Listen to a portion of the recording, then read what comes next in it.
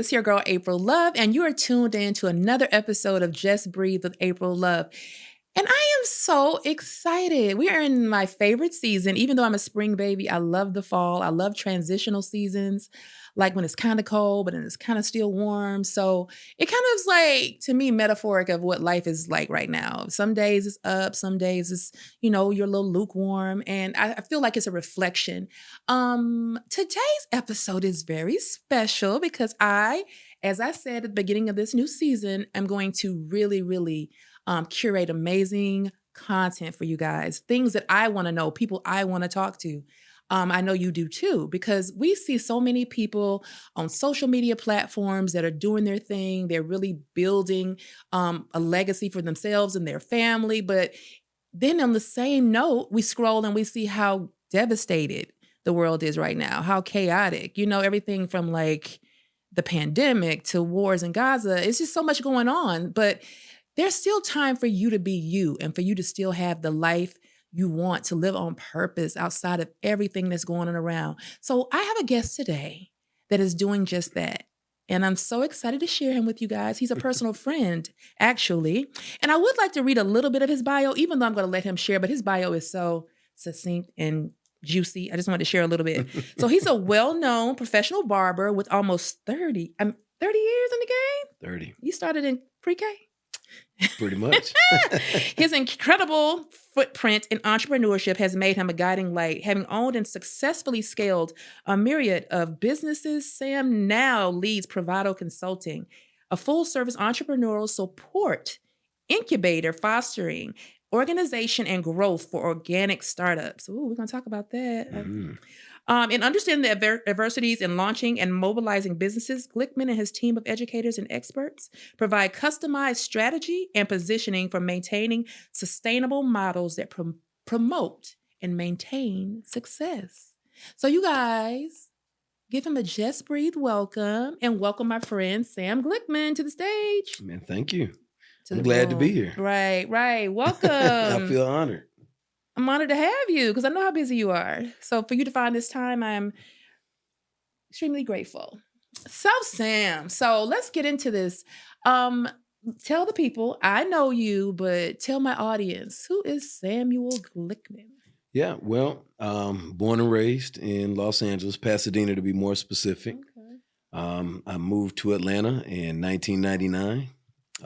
By way of the Freaknik in 1994. So many people. That's what exposed. That's what exposed me to Atlanta originally, right. And it took me about 5 years to get here because I inherited my first barbershop at 18, and so I didn't want to be disrespectful and just move. So it took me about 5 years, right. And I finally got here in '99. It's been great. I moved out here with a wife that was pregnant with 2 kids and 1 on the way. What? Yeah. At that age? You started early. I think I had maybe $10,000 and a big dream, and I came out here and partnered up with a guy. Mm-hmm. We opened up a barbershop in Stockbridge. Okay.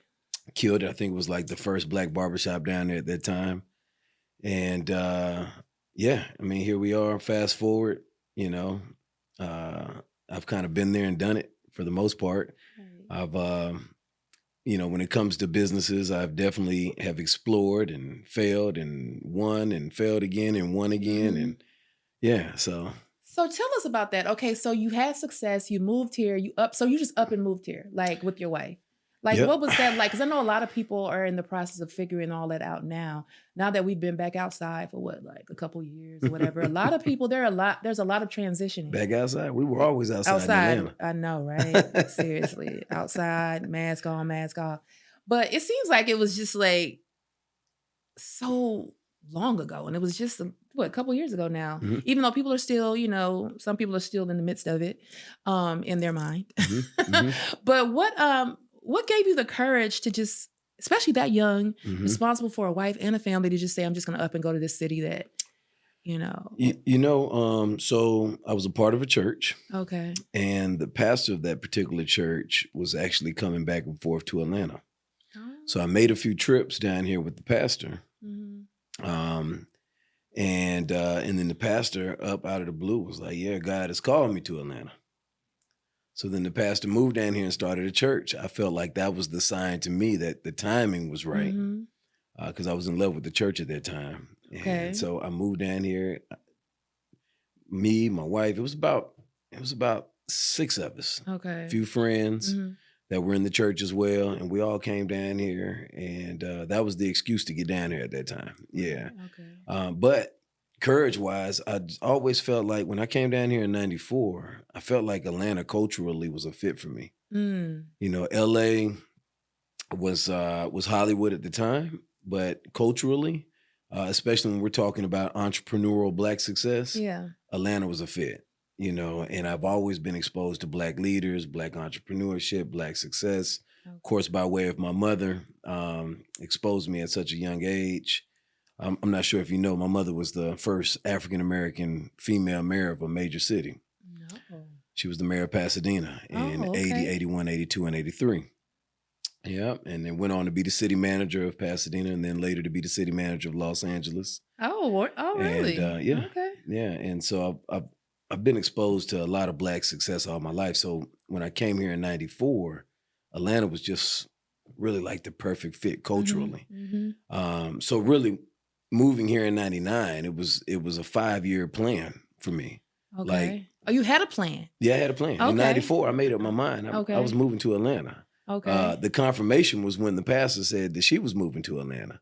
And then I said, okay, it's time. And so, yeah, I jumped on the road with my wife at the time. 2 kids, pregnant with a third. I think I was 22, turning 23, something like that. Maybe 20. Yeah. I was young. Yeah. Super young. Wow. Yeah. That's a lot of responsibility for someone that age. So come out here with no clients, you know, like, yeah, starting from scratch. So so I heard you say something that caught my attention. You said your pastor said she was called to Atlanta, and basically you also relocated with your pastor. Do you feel like you were called as well? Do you feel like For sure. And what is your take on a calling? Like, what does that actually mean to you? Purpose. Yeah. Yeah, purpose. So yeah, for sure. When I said it was confirmation, I knew for a fact that I can be successful here, right?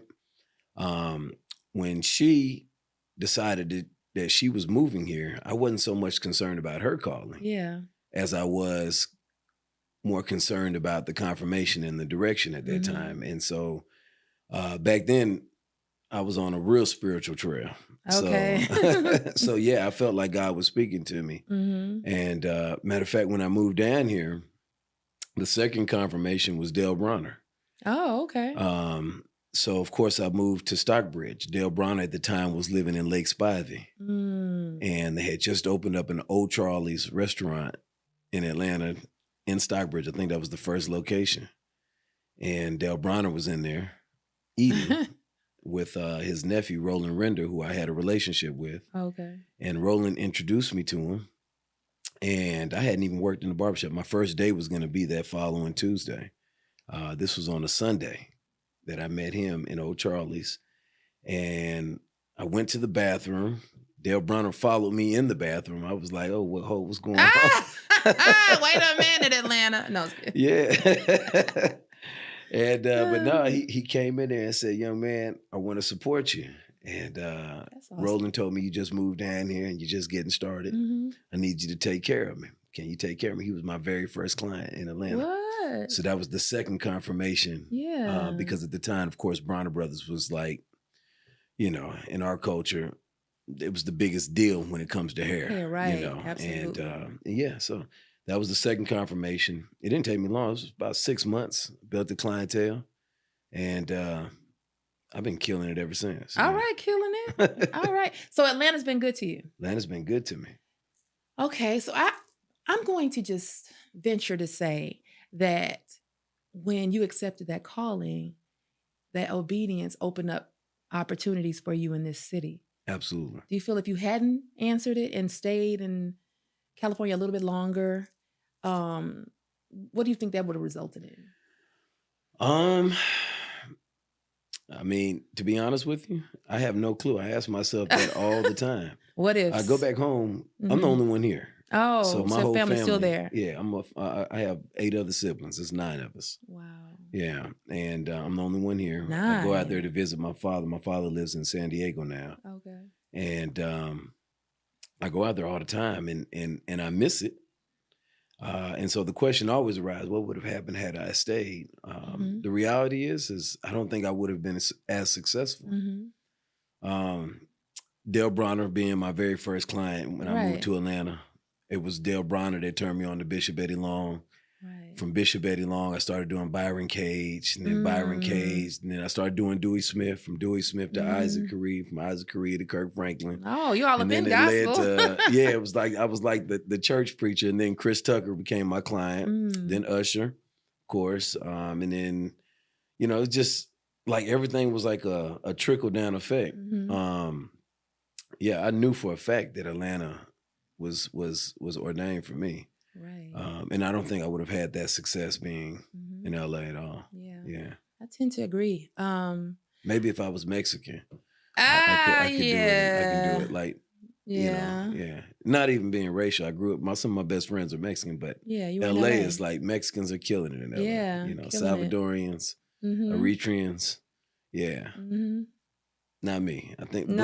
black culture here in You probably would Atlanta. have been you probably have done well, but not what Yeah. you know what I'm Not saying? here. I'm Yeah. so intentional with the fact that, understanding and hearing that call, like people, and it's a still small voice. It's not all loud like all the other rowdy voices. Hmm. So sometimes you have to be very, very in tuned in sync with yourself and what you need and what's going on around you, because I feel like, and I can bear witness to this, when you stay in a place or a situation or a job or relationship longer than you're supposed to, although you can still, we have free will. It's a gift and a curse, but sometimes we find ourselves suffering unnecessarily. Like Mm. the wall starts closing in on you.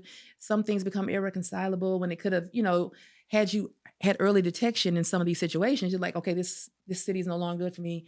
This job is no longer good for me. Hmm. This marriage is, but when we don't obey, when we don't listen to that calling, I think it has detrimental effects to our Yeah. lives.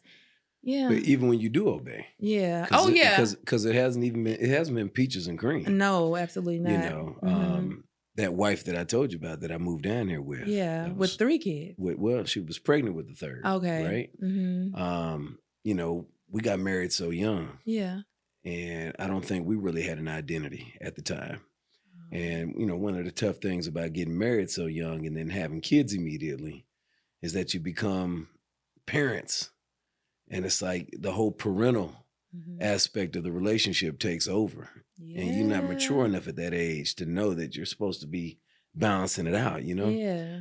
So that lasted about 10 years. Oh, that's a On long time though. paper. On paper. Yeah, maybe 8 years physically. Oh, okay. Um, yeah, but to this day, uh, I would say I'm still finding myself. Man, we ever Mhm. evolve, Oh, right? forever Right. evolving. So the person I Like, was then, it's totally not who you are the now. minute I moved to Atlanta, I was a different person. Right. A Mm. year later, after servicing a few clients, I became a different person. Right. The clothes I used to like, I didn't like those clothes. Matter of fact, of recent, I just threw away all my clothes. I don't like anything I used to have. Like Really? nothing. So I you're have in a whole another new closet. transition. I'm in another transition right now. Wow, Yeah. okay. Yeah. So, in a couple words, who was Sam then and who is Sam now? Sam then Mhm. is very similar to Sam now, with the difference of age. So back then I was a go-getter, Mhm. super aggressive on success. Um, you couldn't tell me that I wasn't going to be successful. I would lose sleep from my dreams back then. I'm getting sleep now. Mhm. I'm just waking up a lot earlier. Right. So back then I would lose sleep. Now I'm Yeah. waking up earlier. Oh, okay. You Getting know, more time. yeah, Reclaiming your time. yeah. Yeah, but no, then I was survival Sam too. So, raising kids, Mhm. building a business. The business wasn't great, At the although time, I was okay. building a clientele. Mhm. But I was also owning shops. I ended up opening up a chain of shops here in 2003. Um, Once I think I got up to 5 locations. One shop was paying for the other. That shop was paying for that one. You know, I was just proud to have my name on the building, but it wasn't easy. You know, and then going home at 10 o'clock at night, only to reach the end of the week to realize that I didn't make a whole lot of money after paying all the bills. You know? The entrepreneurial journey. Yeah. That's why I like you to share things like that, because my audience, some of them are emerging or aspiring entrepreneurs. And I want people to understand that group especially, that it's not for the faint of heart. Entrepreneurship is insanity. It's absolutely insanity. Yes. And if you allow it, it will be your insanity. Yeah. So that's why I think, you know, the platform and Just Breathe, I think that's why I was born, because I was doing a whole different format of a podcast prior to the pandemic. And then it just came, I was just like, it's so much anxiety. Everybody is on something, on an Adderall or on a, you know, popping some kind of sleep aid or whatever, because everybody's like they're balled up. They're not really breathing. They're not really like allowing themselves to have the life that they so richly deserve, because a lot of people think it's not attainable, or they think that, you know, they have unrealistic delusion to me sometimes of like, if I start this business, everything's going to be great. And that's not the case. That's why I like to really like deep dive into the personal journeys of the guests, because people need to see themselves in your story, you know? Yes, you're successful, but at the loss of cost. It was a cost. Yeah. And you know, that's why I say it hasn't been peaches and cream, you know. Right. It's easy to buy chairs. It's easy to rent a building. It's easy to buy furniture, right? It's easy to get a sign on the building. You can package it all up. Right. But then after you've done all of that, then it's like, okay, how is this going to work? How am I going to make some money? Right. Is it going to be enough money? Right. Enough money. Is it going to be enough money? Am I just breaking even? And you know, that's the tough part, because when you're younger, April, you know, all you have is vision. Right. Right. You don't really, it's like vision, and then you couple that with hope. So I can see it clearly, but I hope it's going to survive, or I hope it's going to be successful. I hope it's going to be a winning a dream. You know, it's there's no absolute. All we have is vision, right? But then as you fell a few times, and as you, and mind you, falling forward, as you fall forward a few times, you start figuring it out. It's like, wait a minute, let me put this on paper. Let me map this out for real. Yeah, I see it, but now I need to be a critic. Exactly. Now I need to be tougher than the bank. Now I need to be tougher than the investor, right? If I can sell myself on it, if I'm the toughest critic, okay, now the timing is right. Okay, now it's practical, it's realistic. Okay, now I can win with this. But I have to see it on paper first now. Yeah. So like the vision is not good enough. I can see it clearly. I can even draw it out to a point that I even submit it for renderings and get the renderings. Oh, wow. You know, but it's not enough. Right. And so like right now I have renderings for new visions, but have I moved forward on them? No, they don't make sense, you know? And so after I've painted the picture, you know, now it's like making it make sense on paper with the financials and projections. And when it's all said and done, it's like, nah, it's not worth it. It's not worth it. And based upon what I've experienced in the past, it's just not good enough to get enough money to buy furniture. It's not good enough to get enough money to lease a building, right? So true. And then it's not even good enough to have capital anymore. You can have all the capital in the world with no system in place, right? With no plan, no system, no plan. Yeah, it'll be depleted. Exactly. You'll be back to square one. I tell them all the time. I was like, if you don't have a plan to fail. That's your plan. You plan to fail. You have to have somewhat of a plan, and that's so good that you had the foresight to do that. Because not everybody does. Yeah. Because the thing is, a lot of people right now are just hanging up the shingles. You know, they're not really having any advanced studies. They're not really taking like courses. And sometimes you can't afford to bring on those other people. So how have you been able to make it happen? You know, keep yourself on the trends in business, maintain for all this time. You know, a lot of people have had to pivot and do something else. Right. You know, and that's not to shoot anybody down for driving Uber or DoorDash or whatever, but life has been lifing on people. So a lot of doors have closed. How have you maintained? Like and continue to grow? Yeah. What's the sauce? What's the secret sauce? I don't know if it's a secret. I think purpose gets in the way of all of it, right? Absolutely. There are people that work just as hard as I do. They put in the same amount of sacrifice. Right. They even package themselves up well, but they still aren't successful, right? And we all look at different entities, right? There's only one Michael Jordan. Right. There's only one Magic Johnson, Yeah. right? There's only one Kobe Bryant.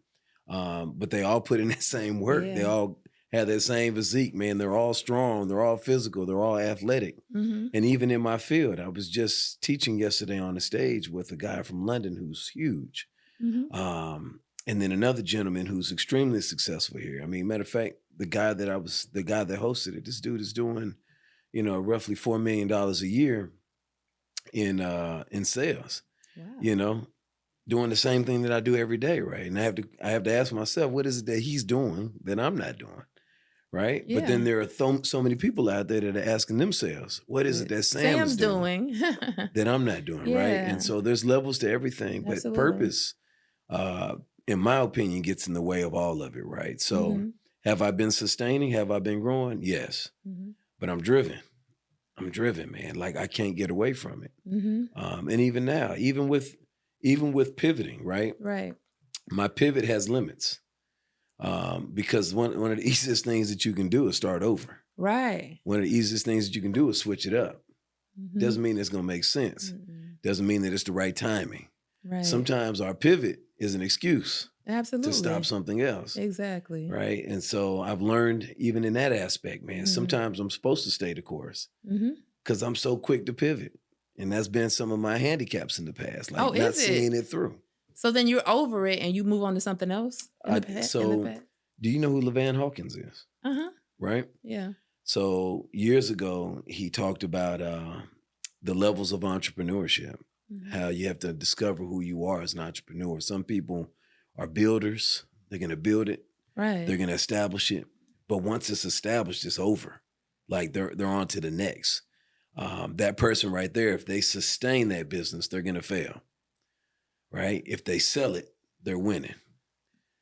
Then you have those that aren't builders. They're not establishers, but they're great managers, right? Those aren't entrepreneurs. These are people that just know how to manage a great business. Oh, say that again. Okay? Just they're not you can entrepreneurs. manage a great business does not mean that you are an entrepreneur. No, you're just a great business owner. Exactly. Right? And so these people are looking for an acquisition. They're looking to buy. They want to buy something that's already established. And then those people can take it to the next level, right? And then you have those that are out here that are like Warren Buffett. Those businesses have to be 99.9% successful. And he's not buying it to run it. He's buying it to turn around and sell it again. Acquisition game. Right. Right. And so, me, I'm kind of like the first guy. Once I've built it, I've lost the high. And so my strength now is in building, establishing, and selling. Okay. Right. So it's not about necessarily like, let me just build this legacy. Let me have this long-term, whatever. Because some people think, especially well, what is legacy? Right. Right. So exactly. So legacy is in my opinion, is in things growing. Growing. Okay. Yeah. And constantly growing. Yeah. So just because I am successful with what I've built right here, that can't be the only entity that's growing.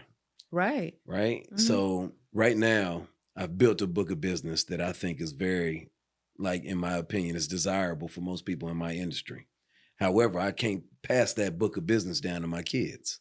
They're not in this business. Right. They're not going to physically cut any hair. They're not going to physically take care of any clients. Right. And so what is it that I can build that my kids can actually incorporate themselves in?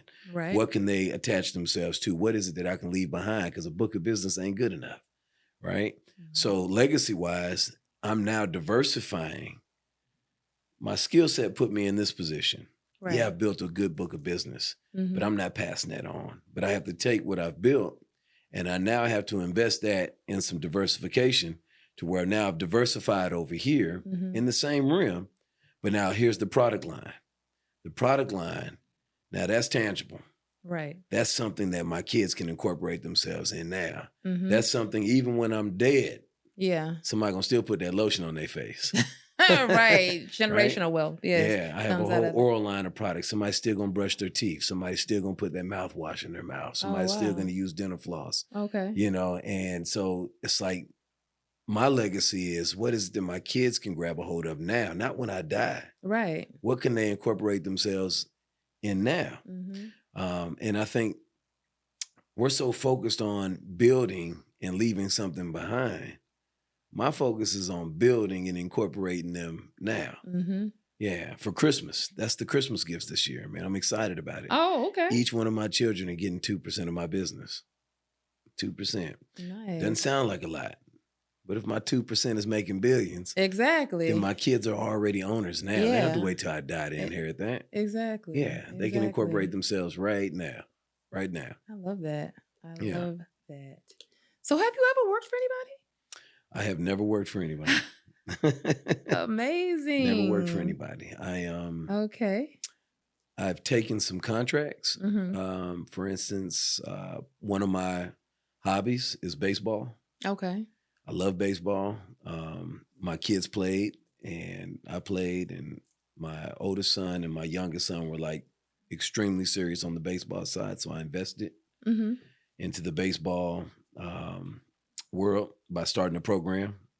Ended up taking a contract with a baseball facility where they paid me to run their facility as a contract. I was still 1099. Right. But that's probably the closest that I've come to job. Yeah, to a job. Yeah. Right. In the But it was traditional still sense. it was my world still. And I had to pay those taxes. And I was still 1099. Yeah. But no, I have never been a W-2 employee. No. Wow. I don't even know what that is. What does that look like? Yeah, receiving benefits from somebody? No. Yeah, eventually. So, take us back a little bit then to young Sam. Did you know this is, that you would be this entrepreneur, would be successful in this space, would really maximize your moments and keep growing? Did you foresee it? Yeah. Okay. Yeah. So my mother molded it in me. When I was 10, I picked up the tools. I was working at a barbershop. 10, wow. Yeah, I was working at a barbershop. That same barbershop, I swept, straightened up the magazine rack, ran errands for the barbers. I was obsessed with like the white smock, the dress slacks, dress shoes, cash money. I used to love the way they pulled their wads of money out and gave people change. Yeah. I was obsessed with the whole idea of it, and they seemed to be the leaders of the community. Like I picked it up at an early age. Yeah. I wanted to be that guy at 10. I went to barber school at 15. What? Yeah. So back then you only needed a 7th grade education to get a license. And of course I was 7th grade educated. So, okay.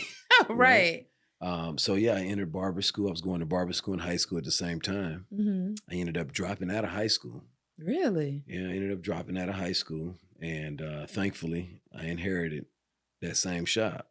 In California? That I swept up. And what? Yeah, so yeah. It was definitely meant to be. Yeah.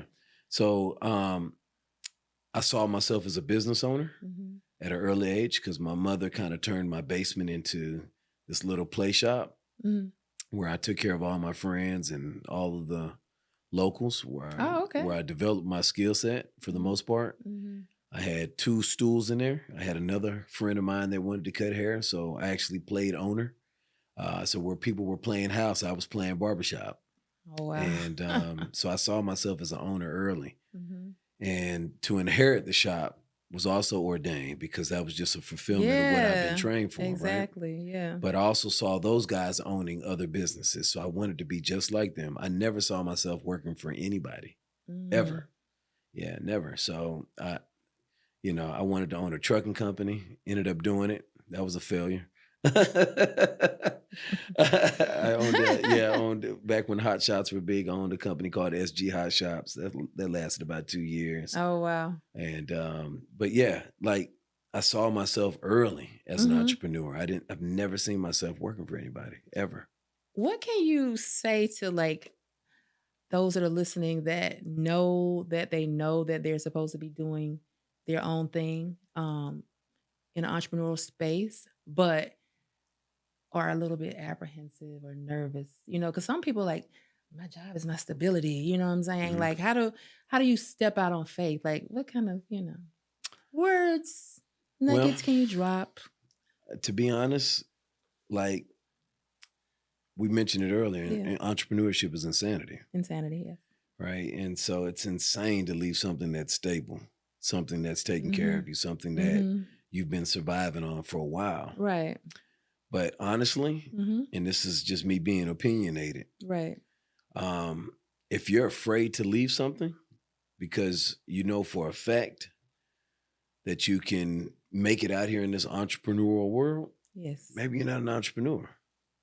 Maybe not. Maybe you're just somebody that has ambitions to open up a business, Right. and Or again, run somebody else's. or run somebody else's business. Safer. Entrepreneurs are insane. Yeah. They will leave something in a heartbeat. Yeah. They're not afraid. They really aren't. And everybody else around them will think they're crazy. Yeah. They'll question every single move. The only person that's focused is the entrepreneur. Right. You can't tell the entrepreneur that what he's doing Mm-mm. is not on path. Absolutely. And that's the insanity part, Mhm. right? Because everybody else can see what you're doing doesn't make sense. Right. You're the only one that's making sense out of it, Exactly. right? And then the scary part is you trying to prove to everybody. Absolutely, without a shadow of a doubt. My whole thing is this has to work or it Yep. has to work. Yeah. It's the only yeah, option. Yeah. And then, dealing with the reality that if it's not working, Mhm. right? Now the next set of guts is, do I have the guts to fold it? Right? Do I have the guts to fold it, or is my ego going to keep this thing open? Because I don't want to fail. I'm trying to prove to everybody Right. that it's going to work because I'm this entrepreneur. It's insanity. It's Because I'm this insanity. entrepreneur. Yeah, it's insanity. Yes. Yeah, I opened up the very first salon suites in Atlanta in 2001 or 2002. I think it was 2001. And it didn't last 10 months. What? No, it didn't last 10 months. I moved here in 99. We opened up the shop. That lasted 2 years. And the shop lasted beyond that. So I had a partner. I went on to open up Sweet Styles. It was called Sweet Styles. Mm-hmm. I couldn't beg people to lease a suite. What? Now that's the thing, right? I could not beg somebody to lease a suite. And I think the suites back then, I was leasing them for like $100. They were nice. Wow. And I took about $30,000 of my own money that I saved up, which I thought was a big deal at, 22 years old or something like that, 23. And I talked a client of mine into investing about $70,000. So this was $100,000 project. I saw it clearly, like the whole vision.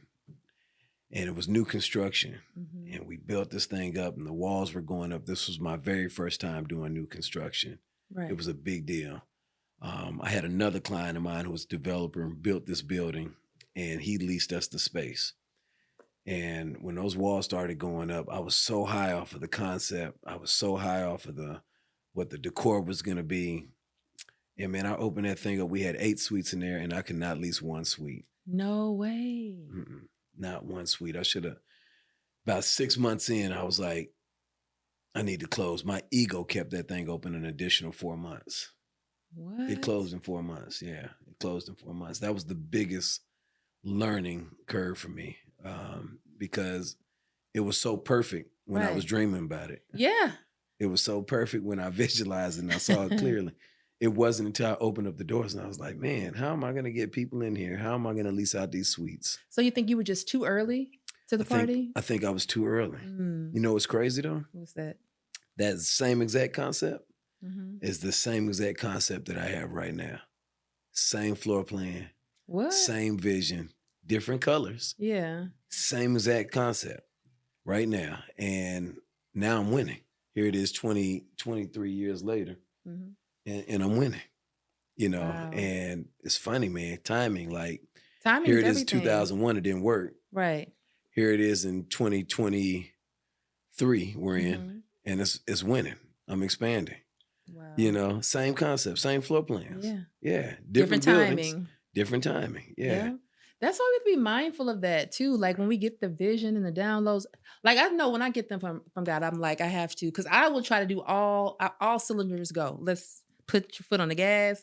I got downloads for 5 things. We're doing all 5 things. So I had to come to a place of like, hey, you're the one getting this vision. In order for you to actually have it executed, you have to bring people aboard who are going to have buy-in into the vision. And maybe you need to start with one at a time, Mm-hmm. How important is it to you? Because I know you can't do this alone. You have had to align with some people, but how important is it that you really take your time and discern if it's the right person, if they really are going to contribute or add to how do you handle bringing other people into your vision? That is such a good question.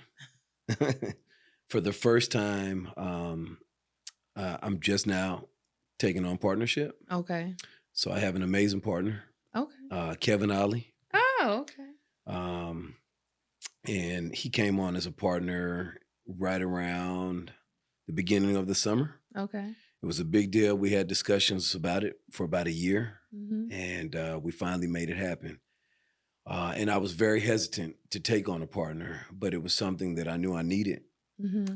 I didn't want just another investor. Right. I actually wanted somebody that was, potentially hands-on, somebody that actually had input, somebody that actually had a vision that he can compound on top of mine, right. Because one of my biggest learning curves as well is that you can only do so much by yourself, right? When it's time to expand, when it's time to grow, it's only so much money that will be given to you by yourself. Right. Right. There's only so much capital that you can borrow against when you're trying to build. Exactly. And I'm in the building mode. So it's not like I had millions and millions and millions of dollars. No.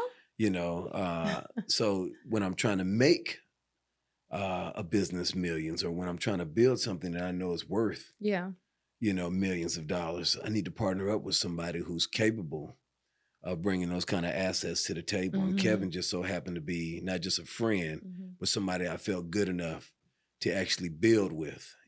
He's got his own insight. He's got his own visions. And they compound on top of mine. Like, we work good together. We think good together, and he's excited.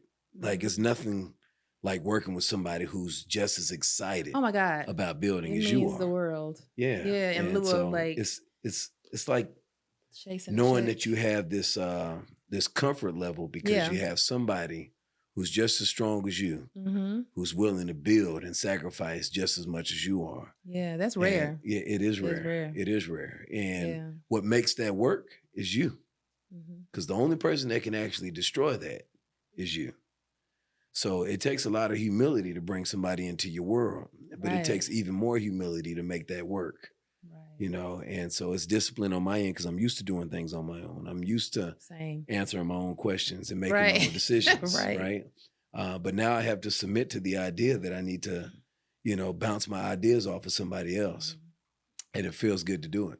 Yeah, to have somebody to bounce it off of. Yeah, it feels good to do it. Yeah, I don't need it bouncing around in my head, back and forth. But, all the time. That's also, it depends on the kind of business, right? Yeah. So every business doesn't require a partner. Right. It depends on how you're trying to build. It depends on how you're trying to grow. Some businesses, there's just not enough revenue in it for you to be incorporating other people. Why? So, it all comes back to the paper that I was talking about earlier, like making it make sense on paper first. Like it's just not good enough to aesthetically look good in my head. I can see it clearly. It's not good enough. No, it's got to get out of that head. You got to get out of your head, people. You got to get it on paper. If you don't do anything else, get it out of your head. I know we're in a digital world, but there's nothing like actually like writing something out and looking at it and marking through and highlighting things and putting Post-it notes and like just seeing that thing. Like it's a machine. Like you see it, like you're building it piece by piece. Yeah. And then that's the best way for faith to work, Faith without works is dead. Yeah, that's big. Yeah. So we talked about hope. Faith is a different monster for me. Right? Like hoping is guessing to me. Right. There's absolutely no faith with that hope. So hoping is, in my opinion, I build it now. I hope this thing works. Right. I lack faith immediately when I say that. If I say I hope it works, I'm not sure at all. Right. Yeah, but faith, now that's like a unwavering faith. Yeah, you know that it's happening. It's a level of confidence. Yeah, it's happening. It's happening. Yeah, it's happening. It's happening. And I think I've grown and matured to that. Like, if it makes sense to me on paper, exactly, I'm doing it. Right. Why am I doing it? Because I know for a fact it's going to win. Like, I know for a fact it's going to win. If I feel that good about a project on paper, Right. I automatically assume that that's God. Yeah.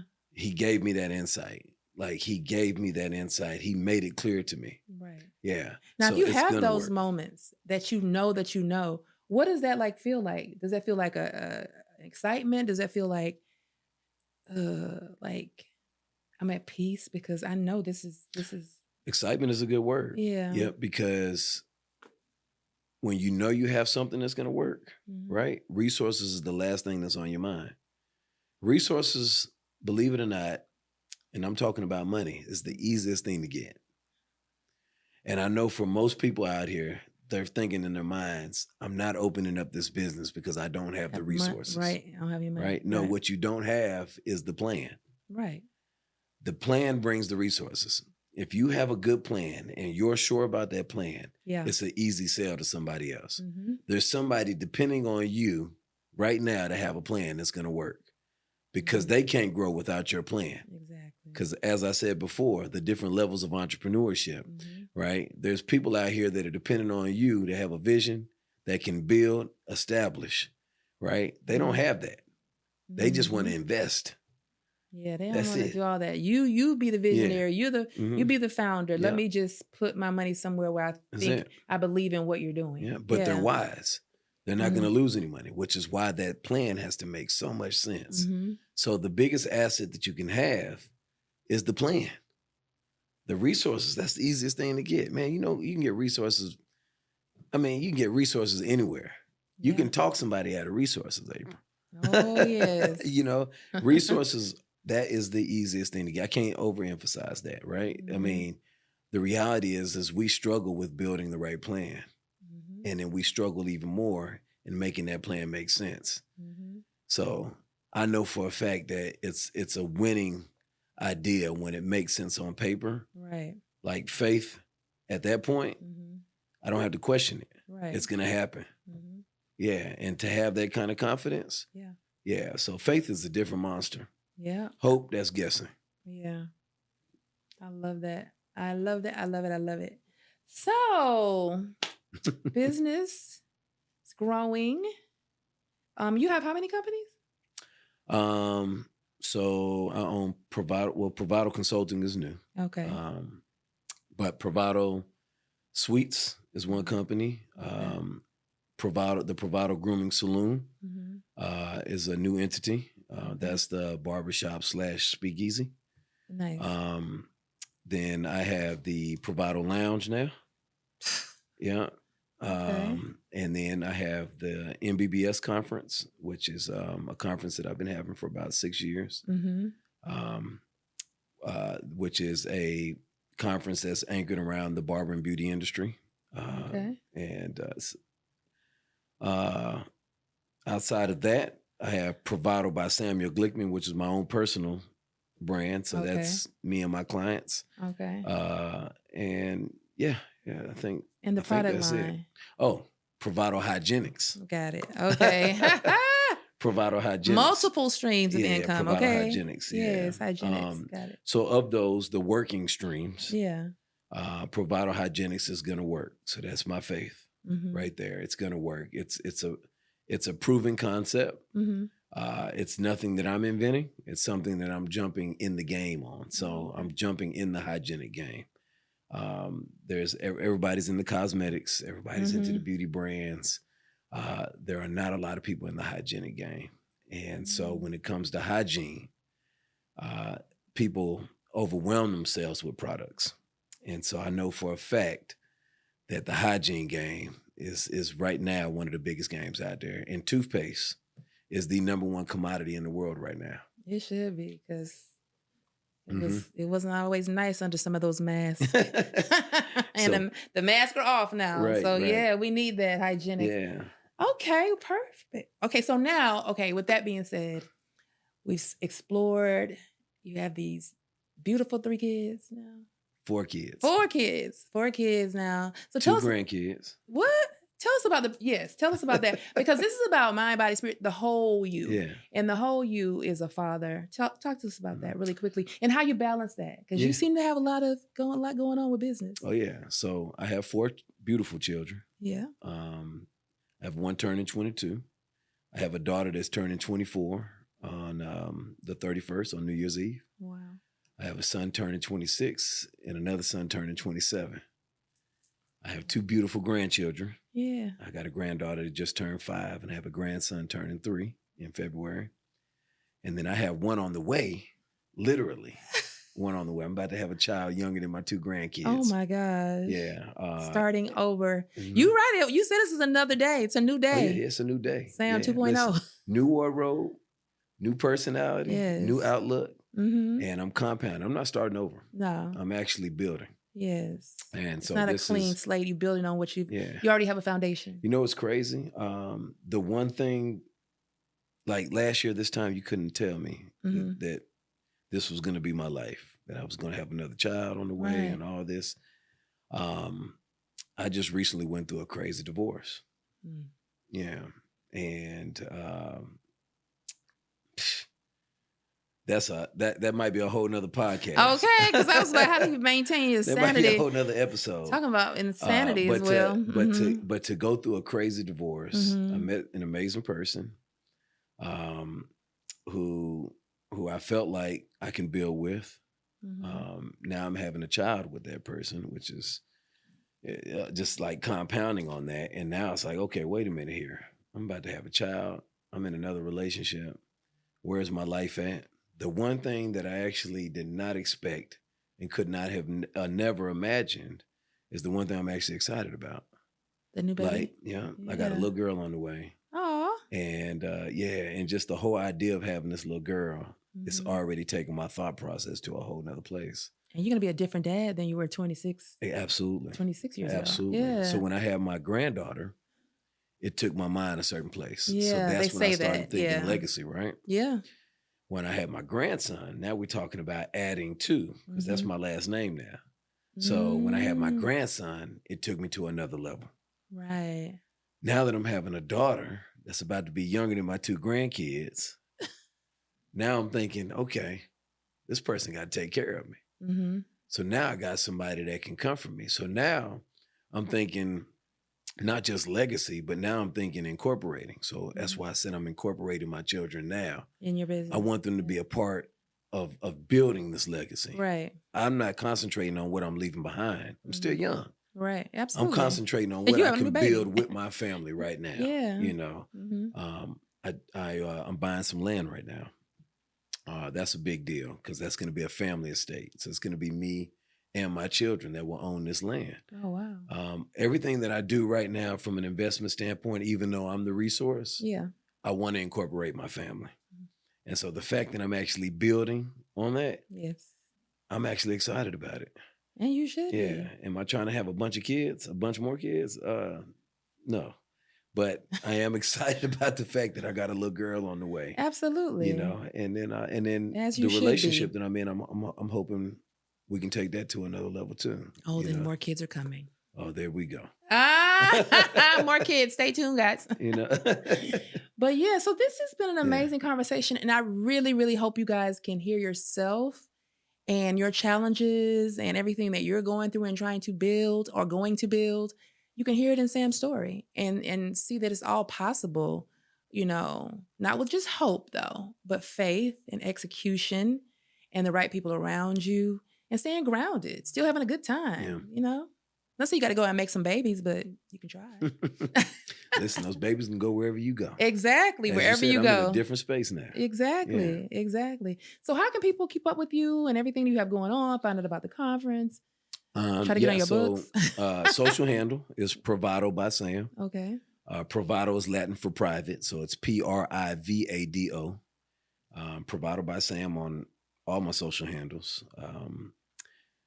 As far as my show, it's called NBBS. It's the National Barbers Business Symposium. Love that. It'll be this February. Where? February 11th and 12th at the Georgia International Convention Center. Okay.